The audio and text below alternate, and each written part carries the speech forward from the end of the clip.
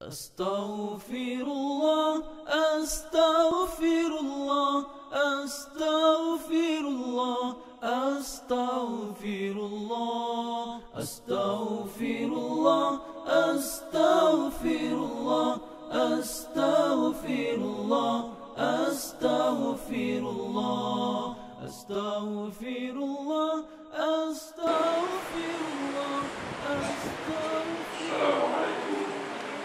Warahmatullahi wabarakatuh. Bismillahirrahmanirrahim.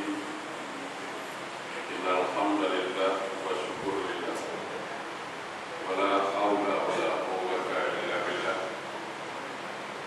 Asyhadu an la ilaha illallah wahdahu la syarika lah. Wa asyhadu anna sayyidina Muhammadan abduhu wa rasuluh la nabiyya ba'dahu. Allahumma salli wa sallim ala sayyidina Muhammadin wa ala alihi wa ashabihi rasulillahi ajma'in, amma ba'd. Rabbi shrah li sadri wa yassir li amri wahlul 'uqdatam min lisani yafqahu qawli. Subhanaka la ilma lana illa ma 'allamtana innaka antal alimul hakim. La haula wa la quwwata illa billahil aliyyil azim. Ilahi anta ya berbahagia fungsi masjid Al-Huda hadir dan jabatan kuasa yang lain, para sahabat, para hadirin wal hadirat yang insyaallah semoga kita dimuliakan Allah Subhanahu wa taala. Saya kira tidak perlulah memperpanjang mukadimah, kata-kata mutiara kan cepat ikan gabus lagi cepat lagi bagus. Segala puji bagi Allah, salawat dan salam untuk Rasulullah sallallahu alaihi wasallam. Mudah-mudahan apa yang saya sampaikan sedikit jadikanlah lautan, si gumpal jadikan gunung. Kalau salah rasanya kajian yang saya sampaikan, kepada Allah saya bertobat, kepada jemaah saya minta maaf. Jangan sampai ada mengatakan tiada maaf bagimu. Tetap terlalu. Ada beberapa perkara yang akan kita bahas di penghujung Ramadan ini. Ini adalah tarawih yang terakhir kita tahun ini. Ada beberapa perkara coba kita bahas yang menarik untuk dibahas. Ini dalam surah Al-Baqarah ayat 185 itu ada penjelasan siapakah orang yang berhak untuk Idul Fitri yang raya. Karena semua orang raya bukan bela bukan dulu. Tadi urus siapa masjid dekat aduh sarangan kita, di manakah kita sekarang? Banyak kat gelang lah orang sekarang. Yang tak puasa tu kat gelang, raya pun dia ikut. Kerana dia tidak faham. Kita yang di masjid mungkin kita boleh faham. Di dalam Al-Quran, surah Al-Baqarah 185 ada penjelasan. Allah mengatakan, Wa'da'udhu billahi minas syaitanir rajim. Walitukmilul 'iddah. Walitukabbirullaha ala ma'adakum wa la'allakum tashkurun. Jadi difungsi ayat itu. Walitukmilul 'iddah, sempurnakan dulu bilangan puasamu. Sempurnakan dulu bilangan puasa 29 atau 30. Tapi kebanyakannya Rasulullah SAW berpuasa 29 hari. Sepanjang hidupnya ada yang katakan cuma 2 kali saja 30. Tapi kebanyakan beliau 29 hari. Sempurnakan bilangan puasamu. Setelah sempurna, walitukab birullah, barulah kau bertakbir, mengaburkan asma Allah. Jadi siapa yang bertakbir? Orang yang telah menyempurnakan bilangan puasa. Nah kalau tak puasa, duduk baik-baik, jangan ikut takbir. Jangan duduk baik-baik buat diri lah. Ini dia tak ikut puasa, ikutlah ahli jawatan puasa takbir. Pukul beduk sampai dah pecah. Malaikat pun dengan buta selama ini. Malaikat tahu apa dia siapa. Hari-hari makan siang, hari-hari nak puasa, tiba-tiba takbir ikut. Pagi raya dia datang dulu pada pagi. Malaikat ngerek betul, betul lah dia ngobrol. Nah ini realiti. Realiti sekali kan. Ketidakpahamannya apa itu Idul Fitri. Jadi yang pertama yang harus kita paham, yang berhak untuk mengumandangkan kalimat takbir siapa? Orang yang menyempurnakan bilangan puasa itu dulu. Nah, kita akan bertanya balik, kenapa orang itu bertakbir? Itu kan pertanyaan selanjutnya, harus ada pertanyaan. Kenapa dia harus bertakbir? Ala ma adakum wala alakum tasbur. Dia bertakbir karena mewujudkan rasa syukurnya kepada Allah. Jadi fungsi takbir itu apa? Wujud rasa syukurnya kepada Allah. Kenapa? Ala ma adakum, karena dia telah mendapat hidayah dari Allah. Jamaah, itu perlu diingat. Kita berpuasa bukan karena kuat, bukan karena alim. Ada faktor hidayah.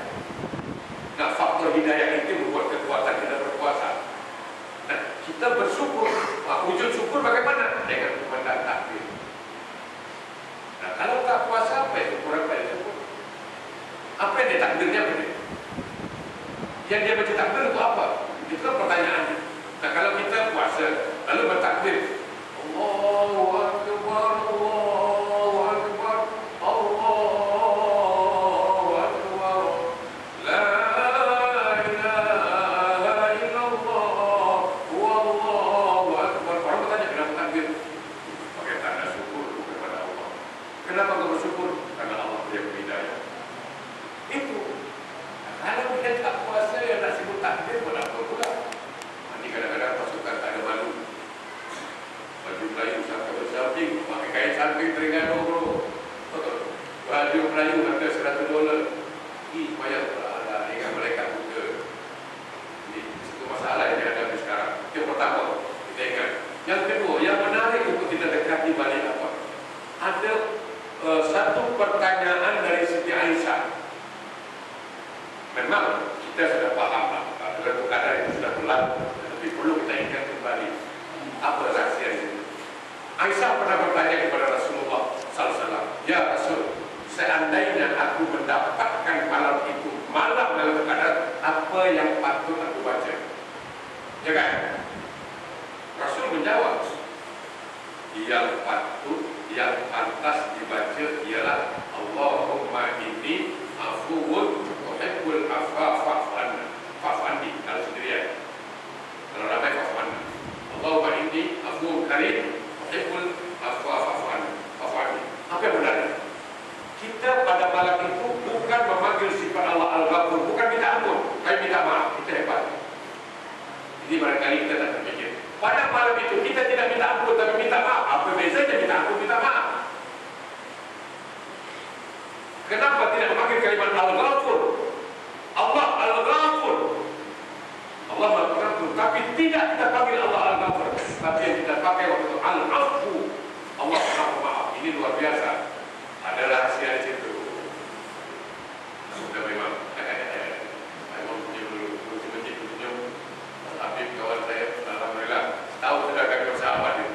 Ramadhan Haji Al-Huda, di Masjid Al-Huda adalah kami bertemu dan alhamdulillah berkah. Amin. Nah, kita dia menarik. Kenapa kita tidak memanggil kalimat Al-Ghafur, Allah Maha Pengampun, tetapi kita menyeru Al-Afu, Allah Maha Pemaaf. Yang kita minta Allah Nabi, Allah maafkan aku, bukan ya Allah ampunkan aku. Di sini barangkali kita perlu teliti sejenak. Apa perbedaan antara sifat Al-Ghafur dengan sifat Al-Afu, pemaaf? Nah, ulama menjelaskan begini. Yang jelaskan ulama bukan saya menyampaikan saja. Itu karena saya bukan ulama, baru ulama. Belum sampai pada predikat ulama, belum, baru ulama. Baik, begini. Kalau sifat pengampun, artinya apa? Dosa kita semua tercatat. Sebab tidak ada malaikat yang mencatat. Apapun kegiatan kita dicatat oleh malaikat, sama ada baik atau buruk, tercatat, dan itu murni dicatat, tidak hilang catatan itu, ya kan? Nah, sedangkan di akhirat nanti kita akan membaca semua catatan itu. Iqra, kita baca hasil perbuatan. Bahkan kalau kita rujuk surah Al-Mujadalah ayat 6, itu ada satu pernyataan dari Allah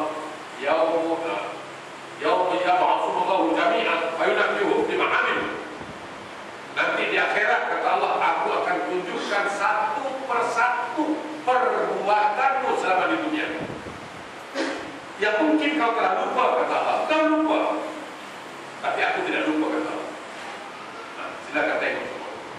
Lalu Yasin juga mengatakan kepada surah Yasin, wa tukallimuna aydihim wa tas'adu arjuluhum bima kanu yaktibun. Tangan berkata ketika itu, kaki bersaksi.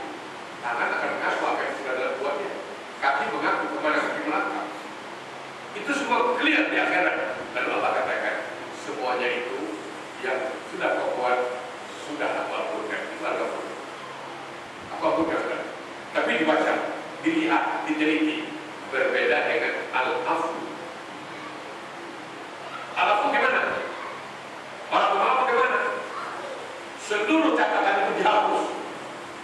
Itu beda. Kalau al-afu tidak dihapus, dibaca nanti, tapi akan diampunkan. Sama juga lah. Aku minta ampun dengan ibu ngurusi. Tapi ibu begitu juga. Ustaz salah, gini, tapi tak perlu. Dia sebut juga kesalahan itu dia sebut. Tapi tak apalah, aku maafkan, aku ampunkan. Tapi dia sebut. Tapi al-afu, pemaaf lain. Dalam Ustaz, aku dah lupa, Ustaz takkan. Itu perbedaannya antara pengampun dengan pemaaf. Kalau pengampun dia sebut, Pak Imam cakap, Ustaz masalah, saya tengok dari Ustaz gini, tapi tak apalah, saya dah ampunkan. Kan lain lagi. Tapi dia baca semua salah itu. Berbeda dengan maaf.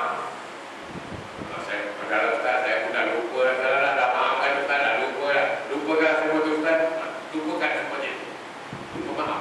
Makanya dalam Quran kita diberitakan bukan saling mengampunkan, tapi wal afi na'amin nas, saling memberi maaf. Supaya apa? Supaya tidak ada kesan yang lain, supaya tidak ada bangkit. Itu perbedaan antara pengampun dengan pemaaf. Itu indahnya ajaran Islam kalau kita dekati. Baik, jemaah berbahagia. Ibarat kita berlari, kita sudah hampir sampai ke garis finish, garis penamat. Nah, kalau kita tanya apa untungnya orang yang berpuasa, kemana kita nanti? Ya, kita menuju Al-Quran saja lah. Al-Quran katakan, A'udzubillahi minasyaitonir rajim. Ya ayyuhallazina amanu kutiba alaikumus syiyam la'allakum tattaqun. Ya ayyuhallazina amanu kutiba alaikumus syiyam kama kutiba alal ladzina min qablikum la'allakum tattaqun. Inilah tujuannya. La'allakum tattaqun. Wahai orang-orang beriman, diwajibkan kamu berpuasa sebagaimana diwajibkan orang-orang sebelum kamu. Ada kalimat la'allakum tattaqun, semoga engkau bertakwa. Hampir semua terjemahan menulis semoga. Kadang-kadang kita berfikir, kenapa Allah menulis semoga padahal Dia yang kabulkan? Apa yang semoga lah? Pastilah kita. Nah, ini kan bahasa Allah. Jadi kalau kita fikir, kenapa Allah menggunakan kata semoga engkau masuk orang bertakwa? Nah, yang tulis Dia, yang kasih pun Dia, yang kabulkan doa Dia. Fikirlah, pasti bertakwa. Artinya, ini tidak semua orang puasa kembali kepada takwa, tidak semua. Itu dia. Tidak semua saya katakan. Tidak semua orang berpuasa itu mendapat predikat takwa. Tidak semua. Ada kata-kata semoga itu. Arti semoga yang mungkin ini indahnya bahasa Al-Quran. Dia tidak kata pasti, padahal Allah yang tulis. Dia boleh katakan berpuasalah kamu pasti bertakwa, boleh kalau dia mau. Tapi dia menggunakan kata semoga. Kenapa? Tergantung. Saya selalu bilang begini,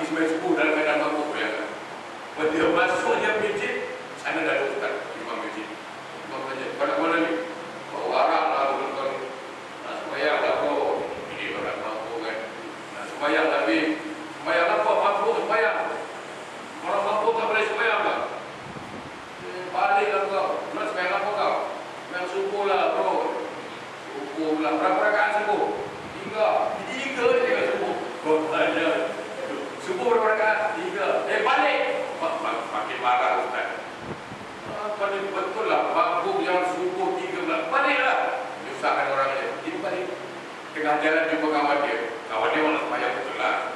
Dia tanya, mana kau? Kita, apa? Kan subuh. Berapa rakaat? 2. Balik lah.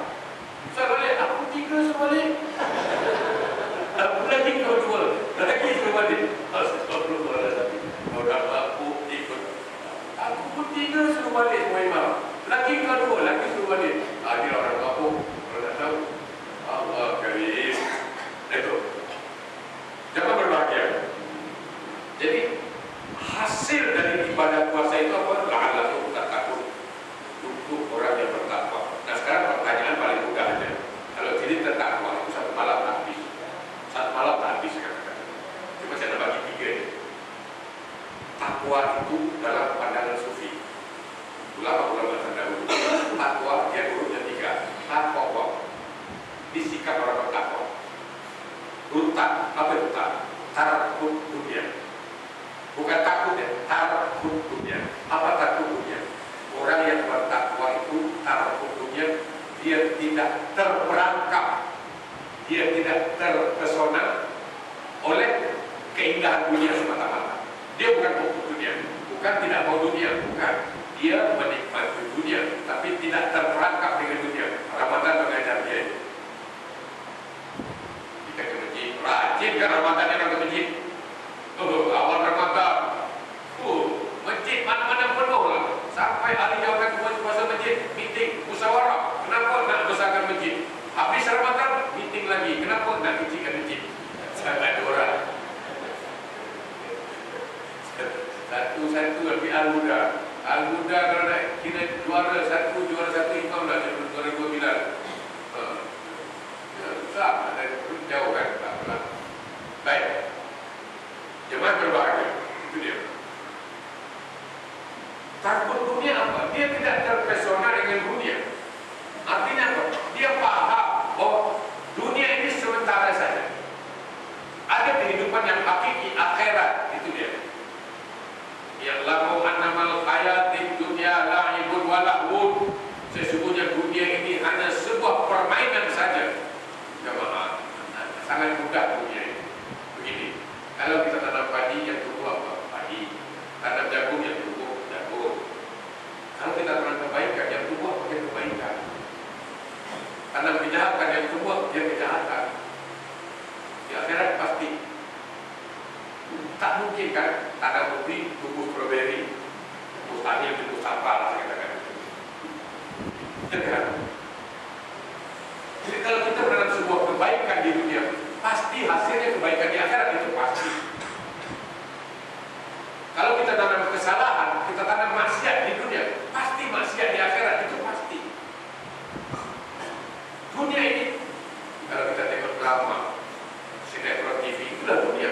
Semua kita sedang berlaku, memainkan watak masing-masing. Barangkali saya sebagai ustaz, barangkali seorang pendidik, barangkali satu saat saya sedang bermain sebagai ustaz, sebagai pendakwah, sebagai pendidik barangkali. Tapi satu saat kan harus berhenti bermain. Harus berhenti bermain. Pak Imam berhenti main. Cikgu sebagai cikgu pendidik, kursi masjid juga berhenti main. Semua berhenti main. Jurawan berhenti main. Sekarang berhenti main jadi polis. Nanti berhenti main jadi manusia. Berhenti semua. Habis pun berhenti semua. Betul kan? Nah kalau berhenti apa selesai masalah? Tidak. Dia harus bertanggung jawab atas permainannya selama ini di dunia. Kan itu. Kalau kita tengok dengar sekolah dari Ahmad Albar itu kan. Kita tahu Ahmad Albar 2000 dari Indonesia. Dunia ini panggung sandiwara yang akan berakhir segera.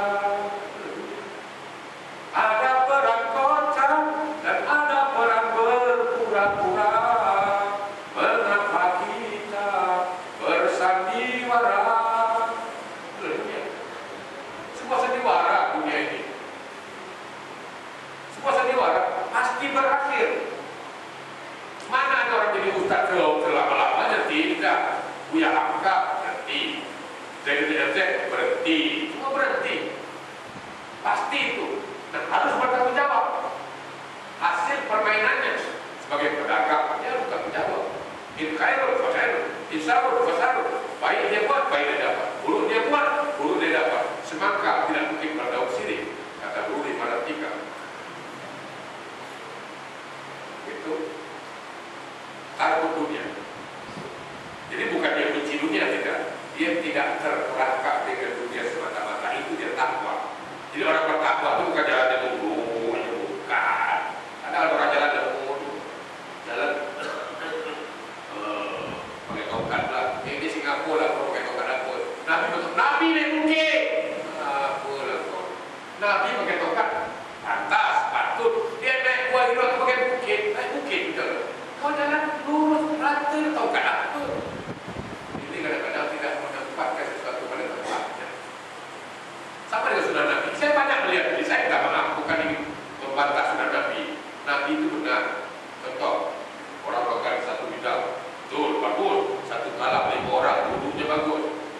Makan 3 jari, bagus. Tapi dia makannya nasi biryani, ini satu dah. Nabi makan roti, bro. Mana makan begini roti, bukan nasi bila sampai. Nah kan, ini kan tak fair. Kalau kau pakai nasi biryani begini, orang dah sampai Seremban, bila dah sampai lagi? Orang dah kenyang. Kau asyik gini. Nabi makan gini, betul roti dia makan. Dia makan roti, bukan nasi. Itu dulu. Nabi pakai tongkat, iya. Dia naik bukit. Jalan tidak rata. Buah jeruk. Jabal Nur. Wah, pakai tongkat, betul. Ini jalan rata. Kau tongkat umur 30 tahun. Tak payahlah. Sunnah Nabi, takut muncul dulu. Tapi lah apa adanya. Makanya saya katakan, jadi orang alim bagus merasa alim, jangan rosak kalau merasa alim ini. Ya kan? Belah. Kenapa jalan pasangan? Sunnah Nabi ya. Kalau Nabi jalan macam kau ni tak sampai berapa di dalam. 480 km jalan kaki. Kalau jalan macam dia, mampus tengah jalan. Mati di tengah jalan ini. Nabi itu kuat. Jamaah yang pernah ke Mekah boleh lihat itu buat Jabal tinggi, Jabal Zirat, bagaimana tingginya. Nah kalau bukan atletik mana boleh itu. Kalau semangat tak kuat, mendaki tak kuat itu, ya kan? Nanti jalannya macam itu, macam ini, ya nggak sampai. Ya kan betul aja lah. Gitu. Jadi takwa itu apa satu takut dunia. Dia tidak terpesona dengan dunia. Dia paham betul. Sekarang kita mulai di dunia. Berapa lama kita tinggal di dunia? Ayo kita kaji. Kita katakan 60 tahun. 60 tahun aja. 60 tahun sebenarnya berapa lama dia nikmat di dunia? Oke, dari lahir sampai 12 tahun itu main-main. Ya kan? Dari lahir sampai 12 tahun itu kan umur main-main. Dia tak tahu tahunnya, balik, main game phone, PlayStation, itu dia tak belah. Soal dunia dia tak fikir itu. Artinya 12 tahun dia terbuang. 60 tahun, sekolah 12, 13 tahun, tinggal 42, 48, oke. Rata-rata orang tidur 8 jam satu hari. Artinya 24 jam, 8 jam tidur. Sepertiga dari hari tidur. 60 tahun, artinya dia sudah tidur 20 tahun. Dia orang tua. Kalau umur orang 60 tahun, dia sudah tidur selama 20 tahun. Itu tidak tahu dunia. Apa yang 12 hari tadi? Dan 32 tahun, itu umur tak tahu dunia. Tinggal berapa? Tinggal 28. Belum pergi toilet lagi. Satu hari kalau toilet setengah jam aja, 60 tahun, 1 tahun setengah. Belum ada kopi, ada mama, dia tarik. Kalau tanya berapa lama dia sholat, ini lagi. Kalau ditanya berapa lama waktu dia sholat, tidak, bahkan saya katakan lebih banyak waktu dia di toilet daripada sholat. Makanya saya katakan, jangan pernah mengatakan aku masuk surga karena ibadah. No, karena rahmat Allah. Karena ternyata, maaf, waktu kita banyak dibuang ke toilet ketimbang menghadap Allah. Lebih banyak menghadap toilet saya. Lebih banyak menghadap Allah. Tidak layak masuk surga, bro. Kalau karena rahmat Allah. Karena kita lupa di situ. Okay. Yang kedua, kau panjang cerita itu. Berapa? Kau nak? Apa kau nak? Menerima apa yang Allah tentukan. Mudah sekali logiknya begini. Saya kasih yang mudah saja. Qanaah itu apa? Menerima apa yang Allah tentukan. Itulah qanaah. Sekarang anak kita 3. Rendah, menengah, politeknik. 3 anak. 3 belajar. Kasih belajar. Tapi pasti tidak sama belajar. ya kan? Sekolah rendah $2, sekolah menengah $5, politeknik $10. Padahal ini sama-sama anak. Kenapa tidak sama belajar? Si bapak berpikir sesuai dengan keperluan.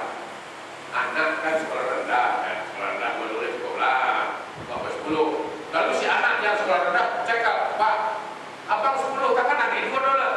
Nanti kalau bapak besar baru 10, kan gitu. Tak boleh sekarang. Kasih duit. Karena ukuran bapak 2 cukup untuk sekolah rendah, $5 cukup untuk sekolah menengah, $10 cukup sekolah politeknik. Nah sekarang kalau dibalik, yang politeknik kasih $2, itu tidak adil, ya kan? Kalau kita saja boleh mengukur berapa patut memberi belanja anak, takkan Allah tak pada mengukur berapa belanja kita. Relax lah, tak ada masalah, tak ada masalah lagi. Yang berlaku hukum Allah sama. Si anak menjerit, Pak, aku nak belanja $50. Nah, tak payah. Kenapa? Karena Allah tahu. Karena bapaknya tahu risiko. Kalau dikasih $50 pada anak sekolah rendah, tentu risikonya bukan sekolah lagi. Mungkin dia pergi mana, tak mana dia pergi. Ya kan? Sama. Allah boleh kasih banyak rezeki pada kita. Tapi ingat, orang selalu berpikir kalau susah itu ujian. Kalau dikasih kekayaan itu nikmat. Bukan. Sebenarnya semuanya ujian. Kekayaan itu ujian sebenarnya. Miskin juga ujian. Makanya disuruh-suruh. Kalau miskin, sabar. Kalau kaya, bersyukur. Kan itu. Tapi ternyata orang sering lulus kalau diuji dengan miskin. Tapi gagal diuji dengan kaya. Mana contohnya Nabi Adam Malaysia? Nabi Adam itu waktu di surga gagal deh. Iblis waktu di surga gagal deh. Sekarang pilih. Yang penting kan lulus exam deh. Miskin tapi jadi hamba Allah. Kaya hamba setan, pilih mana? Nah, pilih. Ya pendidikanlah kalau boleh pilih kan kaya tapi hamba Allah itu kan. Kalau Raja Wajaka saya nak ujar dewe, ya kan? Sampai naik dewe, itu saya naik saja itu namanya. Kalau boleh pilih kaya jadi hamba Allah, kalau boleh minta itu enak. Konang menerima apa yang Allah tentukan. Makanya saya heran. Kenapa orang berjudi boleh nombor? Judi boleh nombor, orang Islam boleh nombor. Padahal dari kecil kita diajarkan jodoh, pertemuan, rezeki, ajal, maut Allah tentukan. Sudah jelas sekali. Jelas sekali. Nah, kenapa dia berjudi? Saya katakan sama ada dia berjudi atau tidak, segitulah rezekinya, tidak berbeda. Maka sabar. Orang itu tidak akan mati sebelum rezekinya habis. Pasti. Saya buat sebuah cerita yang terjadi di zaman Sayyidina Ali. Satu hari Sayyidina Ali membawa keledai. Lalu dia mau sholat. Dia bingung di mana nak letak keledai. Kan di mana tali tak ada, tempat ikan tak ada. Kebetulan ada seorang pemuda di situ. Ali mengatakan, wahai pemuda, kau tak ada kerja? Tak ada. Okey. Kau tolong jaga keledai aku boleh tak? Aku dah sepanjang sidang. Boleh. Ali tak kenal dengan pemuda. Dia tak kenal betul. Waktu Ali masuk masjid, Ali berniat, kalau pemuda ini jujur, aku akan kasih 25 dirham. Kalau dia jujurlah, aku hadiah 25 dirham. Ali pun solat. Ali solat lah apa, bukan macam Ali, belum saya. Solat nak cepat lah dia kan. Imam baca lambat sikit, cakap, tak main-main sini ya. Okey. Waktu Ali solat, setan, iblis boleh masuk ganggu anak muda ini. Kata iblis, wahai anak muda, Ali tak kenal kau. Sekarang dia akan keledai, kau dilapar, dijual keledai. Apa? Tapi tu kau baliklah. Tak ada cari kau, nak cari siapa? Dia tak kenal kau. Dia tak cakapkan kau. Setan goda, akhirnya masuk. Dia bawa keledai ke pasar. Ali keluar, Ali tanya kepada anak muda tadi. Kata orang cakap, kau pun satu ni. Kau bagi anak muda tak gendir je. Ini semua dia jual lah pasar. Ali pun ke pasar. Maka Ali melihat terjadi transaksi jual beli berapa? 25 dirham.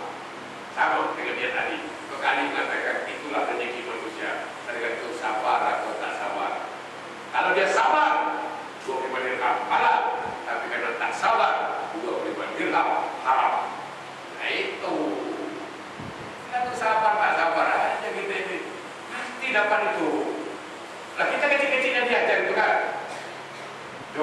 telepon aja mau rezeki Allah tentukan.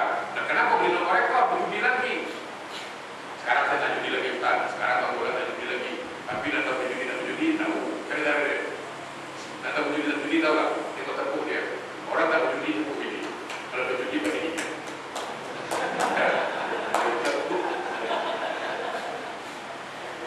Kalau orang tak berjudi pasti kita berdekat. Dia tepuk happy. Kalau berjudi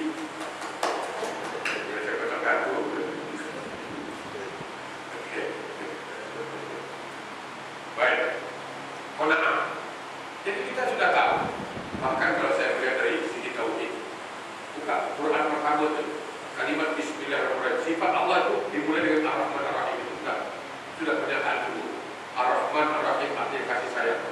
Kenapa itu pertama? Karena saya katakan dalam ilmu tauhid, apapun sifat Allah, apapun sebut dasarnya Ar-Rahman Ar-Rahim. Sudah dasarnya. Itu pijakan dari situ. Sebut sekarang. Allah itu maha pemberi rezeki, tetap pada dasar Ar-Rahman Ar-Rahim. Itu pijakannya. Sebut. Allah itu maha menghukum, tetap dasarnya Ar-Rahman Ar-Rahim. Allah maha pemberi rezeki, dasarnya Ar-Rahman Ar-Rahim. Itu pijakannya. Kalau begitu, apapun keputusan Allah pada diri kita, dasarnya Ar-Rahman Ar-Rahim. Itu terbaik buat Allah, bukan buat kita. Jangan ukuran kita dipakai, ukuran Allah. Insya Allah kita tenang. Tapi kalau kita mengukur diri kita susah. Betul. Qanaah. Yang ketiga, apa? Waraq. Waraq itu apa Ustaz? Yang butuh waraq lah. Penggali itu lagi lepas janggut. Tak waraq pun. Kalau waraq itu janggut, penggali itu. Oh, janggut dia. Lepas. Kan? Korban, sekali itu korban. Kadang orang boleh sebut waraq. Apa itu waraq? Waraq orang alim lah, belum tahu. Definisi waraq itu apa? Apa makna waraq? Apa itu yang disebut waraq? Waraq itu ialah aklul halal wa tarkus subhat. Itulah waraq. Kalau tanya apa itu waraq? Waraq itu ialah seseorang yang memakan yang halal, meninggalkan subhat. Subhat ditinggalkan dari haram. Nah, kalau orang itu mampu meninggalkan subhat, memakan yang halal, dia waraq. Maaf, mungkin agak rusik. Itu dia, jamaah berbahagia. Nah, kita dididik dalam Ramadan. Jangankan yang subhat, yang halal pun kita tinggalkan siang Ramadan. Itu pendidikan dia. Jangan, siang Ramadan halal pun kita tinggalkan. Artinya, apalagi yang haram. Dan kalau yang halal aja boleh kita tinggalkan, siang Ramadan